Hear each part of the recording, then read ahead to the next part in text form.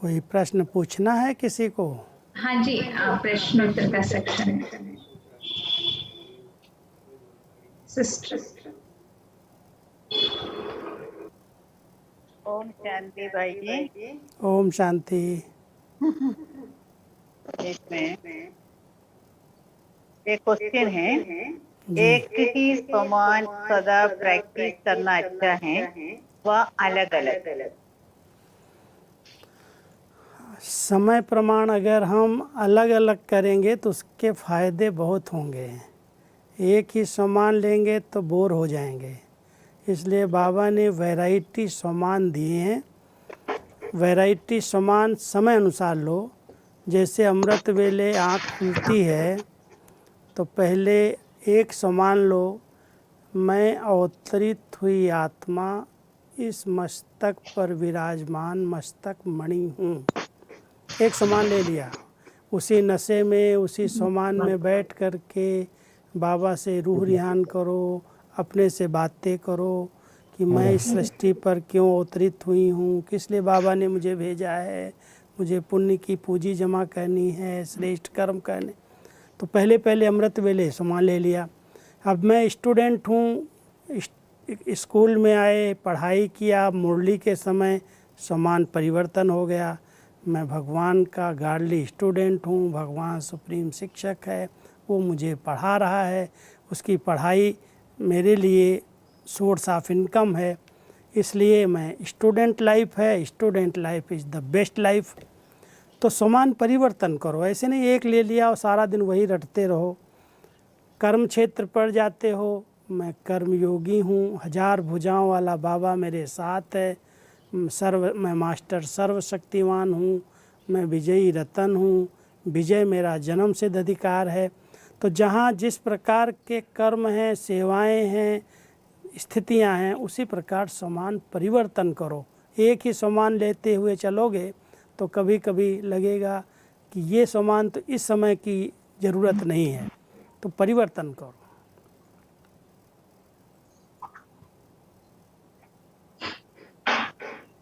दूसरा क्वेश्चन है, पुरुषार्थी जीवन में कारण के बिना ही मन डाउन होता है क्या? पुरुषार्थी जीवन में कारण के बिना मन डाउन होता है क्या? हाँ, मन डाउन। ऐसा है, जब हम पुरुषार्थी जीवन समझ रहे हैं तो समझते हैं कि पुरुषार्थी से कुछ न कुछ गलती तो होती ही है। बाबा ने पुरुषार्थी शब्द को अलबेलेपन के लिए नहीं कहा है। पुरुषार्थी हैं तो हमें विजयी बन कर के दिखाना है। पुरुषार्थ करते करते नंबर 1 में आना है। पुरुषार्थ माना क्या? पुरुष आत्मा है, इस रथ पर विराजमान है। मैं आत्मा इस रथ पर विराजमान हो कर के कर्म कर रही हूँ।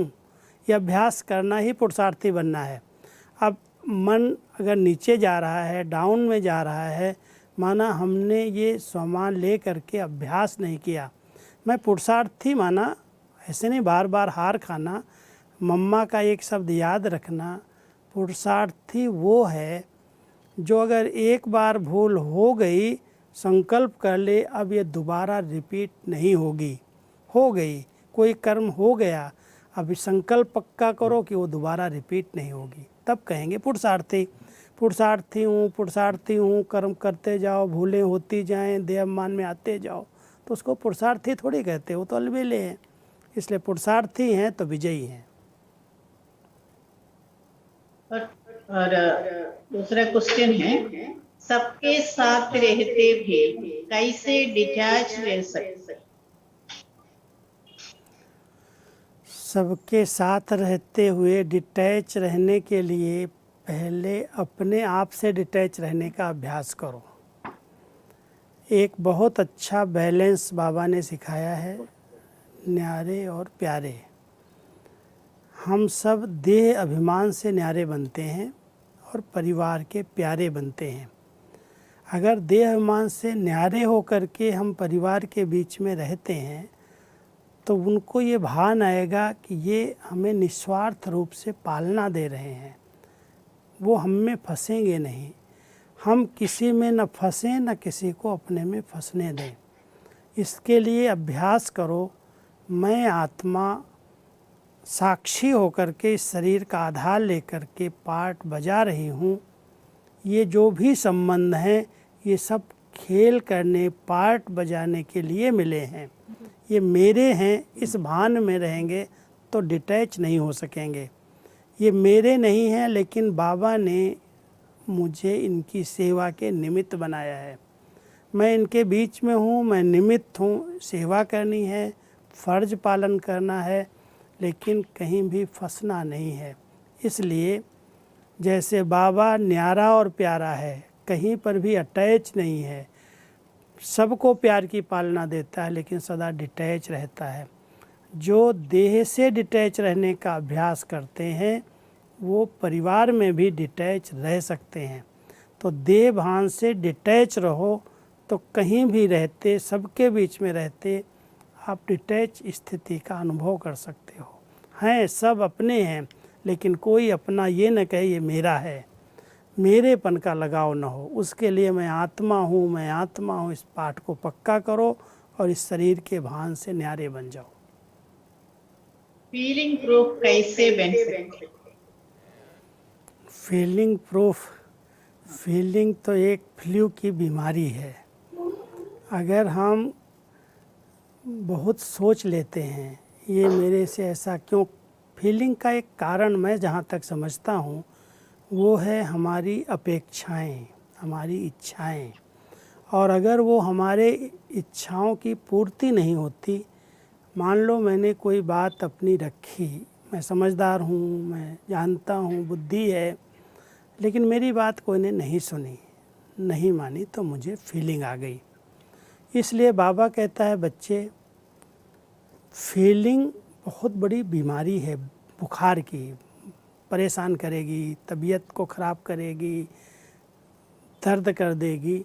इसलिए बहुत नम्र चित्त बनो, निर्माण चित्त बनो। एक बहुत अच्छा बैलेंस बाबा ने सिखाया है।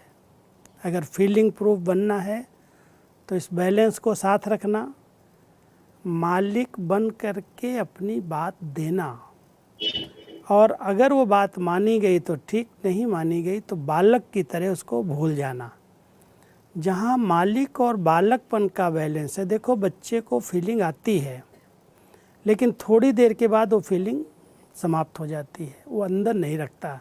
बड़े हो जाते हैं तो गांठ बांध लेते हैं, फिर उससे बात नहीं करेंगे, मूड ख़राब हो जाएगा, रोना आ जाएगा, योग नहीं लगेगा। इसलिए बच्चे बनना सीखो, छोटे बन करके रहो, ज़्यादा बड़े नहीं बनो। तो बड़े बन करके अगर कोई बात देनी है तो दे दो और फिर बच्चे बन जाओ, तो फीलिंग प्रूफ बन जाओगे। अलबेलापन और आलस्य से कैसे बच सकते हैं? उमंग उत्साह अगर कायम है तो आलस्य और अलबेलापन समाप्त हो जाता है। कई ब्राह्मण बच्चे चलते चलते दूसरों को बहुत देखते हैं, साइट सीन को देखते हैं, अपने बड़ों को देखते हैं, वो सोचते हैं ये भी ऐसे हैं, ये भी ऐसे हैं, कोई तो भी संपन्न बना नहीं है। देख करके अलबेले हो जाते हैं, मैं भी ठीक हूँ, जैसा हूँ वैसा ठीक हूँ। तो इसलिए बाबा के महावाक्यों से कभी भी ऐसी बातें अपने लिए नोट नहीं करो, या किसी को देख करके दिल शिकस्त नहीं हो। आप अपने नशे में रहो। एक बाबा का स्लोगन याद रखो, अपनी घोट तो नशा चढ़े। अपना चिंतन करो, अपनी सम्मान में रहो, आपको आगे बढ़ना है। इसलिए यही दो शत्रु हैं, एक आलस्य है। आलस्य को जीतने के लिए रात को विशेष करके बाबा की याद में बहुत शक्तिशाली योग करते हुए बाबा की गोदी में सो। अमृत वेले उठते ही बिस्तर छोड़ दो। ऐसे नहीं बिस्तर पर बैठे बैठे हम योग करेंगे तो आलस्य तो आएगा ही। और जब मुरली के समय, योग के समय विशेष कोई आलस्य आए, नींद आए, तो अपने से बातें करो, रूह रियान करो, शांत होकर के नहीं बैठो। मन को शांत करने से विचार शांत हो जाते हैं, नींद का प्रवाह होता है, आलस्य आ जाता है। आलस्य को अगर हमने नहीं जीत पाया तो कमाई से वंचित हो जाएंगे, न योग से कमाई न पढ़ाई से कमाई। इसलिए अपने संकल्पों को बड़ा उत्साहित रखो, खुशी के रखो, उमंग उत्साह के रखो। क्या ऊंचा भाग्य भगवान ने दिया, भगवान से हम बातें कर रहे हैं, उनसे हम रूह रियान कर रहे हैं, उनसे हम शक्ति ले रहे हैं, मेरा संगम पर कितना श्रेष्ठ भाग्य है। अगर इस प्रकार के खुशी और नशे के संकल्प करेंगे तो आलस्य भाग जाएगा, दूर दूर तक नहीं आएगा। और कभी भी बाबा की मुरली को ऐसी कोई पॉइंट्स न नोट करो कि 8 पास होने हैं, मेरा नंबर कहाँ आएगा, बड़े बड़ों को देख लिया, कहाँ योगी जीवन में इन विकारों को जीत पाए हैं। किसी कमज़ोर को देखेंगे तो अलबेलापन आ जाएगा, कमज़ोर को नहीं देखना है। जो महावीर हैं, जिन्होंने विजय प्राप्त की है, जो पास हुए हैं, उनको देखना, कमज़ोर को नहीं देखना, तो अलबेले नहीं बनेंगे। तो आलस्य और अलबेलेपन को जीतने के लिए, उस पर विजय प्राप्त करने के लिए थोड़ा इन बातों पर अटेंशन दो। और एक क्वेश्चन है कि दूसरों का मोह अपने से अपने साथ है तो वो कैसे निकाले? मैंने खुद मोह नहीं है लेकिन दूसरों का मेरे से मोह, तो वो कैसे निकाले? आपने शायद दादी जानकी जी के अनुभव सुने होंगे। इस बात का उन्होंने बहुत अटेंशन रखा कि मेरा तो किसी में मोह नहीं है, लेकिन दूसरे का अगर मोह हो जाए तो मैं क्या करूं। इसके लिए वो कहती थी, मैं किसी को मुंह नहीं देती। माना अगर बार बार वो मेरे से बात करता है, मेरे कोई चीज़ देता है, मोह पैदा होता है लेन देन से, सेवा से, मदद करने से, सहयोग देने से, तो मैं देती ज़रूर हूँ, मदद करती हूँ, लेकिन ज़्यादा उस पर अटेंशन नहीं देती। अगर हम न्यारे प्यारे रहते हैं, सहयोग दिया, न्यारे हो गए। ज़्यादा हर बात में हमने यहाँ देखा है, समर्पित होने के बाद कई बाबा के बच्चे समर्पित हैं, लेकिन बार बार अपने घर में फ़ोन करेंगे, मम्मी का हाल पूछेंगे, कारोबार का पूछेंगे, खेती का पूछेंगे, बिजनेस का पूछेंगे।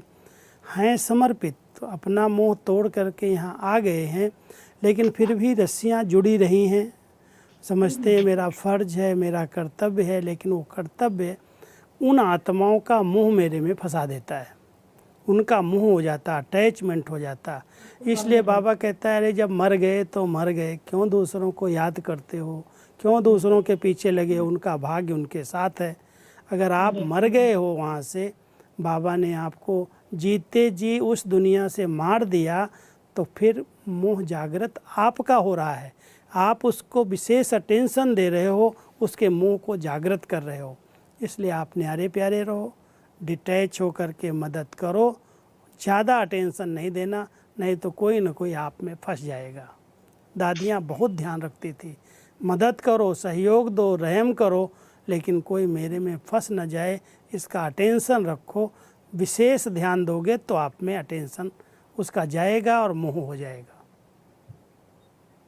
और एक क्वेश्चन है, 2:30 से 5:30 तक योग करने के बाद अमृत वेले आधा घंटा सो सकते हैं? 2:30 से 5:30 क्या? हाँ, ऐसे कितना? लिखा है। अभी इतना तो बाबा ने कभी कहा ही नहीं है। सोने के समय इतना जागोगे तो नींद आएगी ही। दिनचर्या का बैलेंस रखो। बाबा कहते हैं बच्चे 3:30 बजे उठो। कोई कभी कभी अगर समय है 2 बजे उठे, 2:30 बजे योग किया, अलग बात है। रोज़ की दिनचर्या में अगर 2 बजे उठने की कोई आदत डालेगा और दिन में उसको रेस्ट नहीं मिलेगी, तो उसकी शरीर की हालत ठीक नहीं रहेगी, ब्रेन भी काम नहीं करेगा। इसलिए सब बैलेंस से चलना है। 3:30 बजे उठो, रेगुलर दिनचर्या के अनुसार। मधुबन की ये दिनचर्या है। 4 से 5 योग करो, पौना घंटा, 1 घंटा, और उसके बाद अपने कारोबार में लगोगे तो नींद नहीं आएगी। लेकिन आप 2:30 बजे उठोगे, 5:30 तक योग करोगे तो सो जाओगे, तो फिर क्लास भी मिस हो जाएगा। और उसके बाद अगर कोई सोते हैं अधिक, तो उसमें स्वप्न बड़े गंदे आते हैं, इधर के उधर के, टाइम वेस्ट जाता है। इसलिए दिनचर्या का बैलेंस रखो। 5-6 घंटा शरीर को नींद चाहिए, और 5-6 घंटा अगर शरीर को आप आराम दे रहे हैं, टाइम पर उठते हैं, टाइम पर सोते हैं, तो फिर योग के बाद अधिक सोने की ज़रूरत नहीं पड़ती। कोई बीमार है, कोई कारण है, कोई को बहुत तकलीफ़ है, वो लेटता है, उसकी अलग बात है, लेकिन एक्टिव हैं आप, कुछ कर सकते हैं, उम्र है ये, तो वो योग के बाद सोना नहीं चाहिए। अगर शरीर साथ नहीं दे रहा, कोई को शुगर है, कोई को तकलीफ़ है, वो सैर नहीं कर सकता, एक्सरसाइज नहीं कर सकता, क्या करे, इसलिए उसको कभी कभी सोना पड़ता है, लेकिन सब के लिए नियम नहीं है।